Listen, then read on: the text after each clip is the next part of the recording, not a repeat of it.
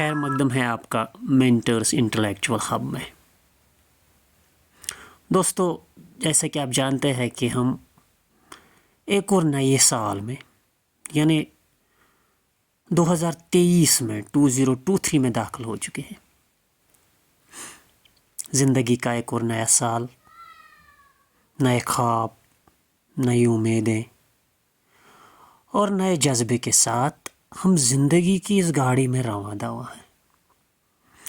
ہم نے سمجھا کہ آج ہم اس نئے پڑاؤ پہ آپ سے اپنی زندگی کے بارے میں کچھ بات کریں۔ دراصل ہم ایک بہت بڑے کائنات میں رہتے ہیں، اور یہ جو ایک کائنات ہے یہ اتنا وسیع ہے، یعنی اس کا دائرہ اتنا پھیلا ہوا ہے کہ ہماری زندگی جو ہے اس میں ایک چھوٹے سے ذرے کے برابر بھی نہیں ہے۔ اور کبھی کبھار کیا ہوتا ہے کہ ہم جو اپنی یہ زندگی ایک مخصوص دائرے، ایک مخصوص ذرے کے ارد گرد جو گزارتے ہیں، یا جو ہماری زندگی ایک مخصوص دائرے کے ارد گرد گھومتی ہے، کبھی کبھار کیا ہوتا ہے کہ ہمیں کائنات کے اس وسیع ہونے کا یا کائنات کے اس طول و عرض کا کوئی اندازہ ہی نہیں ہوتا ہے۔ اور اس سے کیا ہوتا ہے کہ جب ہم ایک چھوٹے سے ذرے کے ارد گرد گھومتے رہتے ہیں، اسے ہماری سوچ، ہماری پرسنالٹی اور ہمارا جو زندگی کا نظریہ ہوتا ہے وہ بہت حد تک اثر انداز ہوتا ہے۔ دوستو، زندگی کی حقیقت کیا ہے اور زندگی ہماری کتنی وسیع ہے، آج ہم آپ سے ایک چھوٹی سی کہانی کے ذریعے زندگی کی اس حقیقت کے بارے میں بات کرنی چاہتے ہیں۔ کہتے ہیں کہ ایک جنگل میں ایک چیونٹیوں کا گھر تھا، یعنی ایک جنگل میں ایک آنٹ ہل تھا، اور اس آنٹ ہل میں بہت ساری چیونٹیاں یعنی بہت ساری آنٹس رہتی تھی۔ ایک بہت بڑا آنٹ ہل تھا، اور اس آنٹ ہل میں بہت ساری چیونٹیاں رہتی تھی۔ اور یہ جو چیونٹیاں اس آنٹ ہل میں رہتی تھی، یعنی یہ جو آنٹس اس آنٹ ہل میں رہتی تھی، ان کا دنیا صرف اسی ہل کے ارد گرد تھا۔ یعنی آپ سمجھو کہ ان کا دنیا صرف اتنا تھا کہ وہ اپنے کام میں محو رہتی تھی، اور اس آنٹ ہل کے باہر جنگل میں اور کیا کیا ہے، یعنی اور کتنا وسیع یہ جنگل ہے، ان آنٹس کو اس کے بارے میں کوئی علم نہیں تھا۔ انہی آنٹس میں سے ایک آنٹ تھی جس کا نام تھا راکی۔ راکی کی یہ خاصیت تھی کہ یہ جو راکی تھی یہ سب سے محنتی، ذہین اور ہر کوئی کام پرفیکشن کے ساتھ کرتی تھی۔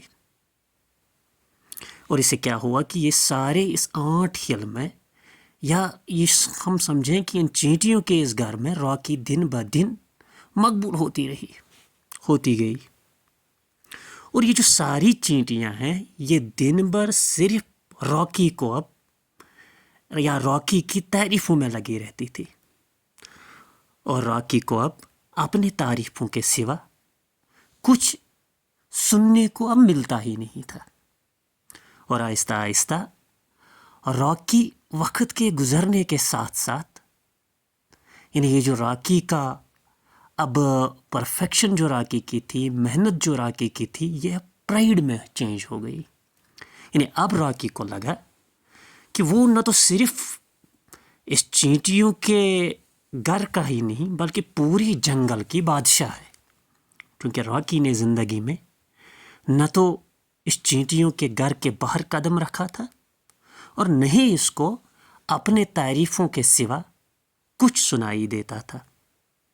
تو ایک دن راکی نے سوچا کہ کیوں نہ وہ جنگل کی سیر پہ چلے اور باقی جانوروں سے بھی یہ کہے کہ وہ جنگل کی بادشاہ ہے، کنگ ہے۔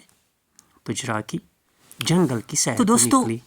راکی نے جنگل کا سفر شروع کیا اور چلتے چلتے سب سے پہلے اس کو اپنے راستے میں ایک فاکس، ایک لومڑی ملا. تو راکی نے لومڑی سے کہا کہ میں اس جنگل کی سب سے طاقتور چینٹی ہوں، یا آپ سمجھو کہ میں اس جنگل کی سب سے طاقتور جانور ہوں. یا تو آپ راستے سے ہٹ جاؤ یا میں آپ کو کھا لوں گی. چونکہ لومڑی کو راکی کی یہ بات سمجھ ہی نہیں آئی کہ آخر میں یہ کہنا کیا چاہتی ہے. تو لومڑی نے راکی کو راستہ دے دیا، اور اب راکی کا جو پرائیڈ آلریڈی بہت زیادہ تھا اس میں اضافہ ہوا، اور راکی دھیرے دھیرے جنگل کا سفر کرتی رہی. اس کے بعد راکی کو جنگل میں اپنے راستے پہ ایک ہاتھی ملا. بنا سوچے سمجھے، بنا یہ دیکھے کہ ہاتھی کا وزن کتنا ہوتا ہے یا ہاتھی کتنا بڑا ہے، راکی نے سیدھے اس ہاتھی سے بھی یہی کہا کہ میں جنگل کی سب سے طاقتور جانور ہوں، یا تو آپ میرے راستے سے ہٹ جائیے یا میں آپ کو کھا لوں گی.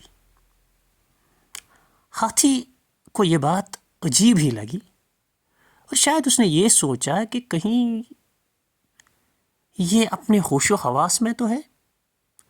لیکن بنا کچھ کہے ہاتھی نے بھی راکی کو راستہ دے دیا، اور راکی یعنی چونٹی آگے آگے دھیرے دھیرے چلتے چلتے راکی کو اپنے راستے پہ جنگل کا سب سے طاقتور جانور یعنی ٹائیگر ملا. چونکہ راکی کو پتہ ہی نہیں تھا زندگی میں کہ اس جنگل میں اور کتنے جانور رہتے ہیں، چونکہ یہ اپنی زندگی میں اپنے گھر کے باہر کبھی اس نے قدم رکھا ہی نہیں تھا.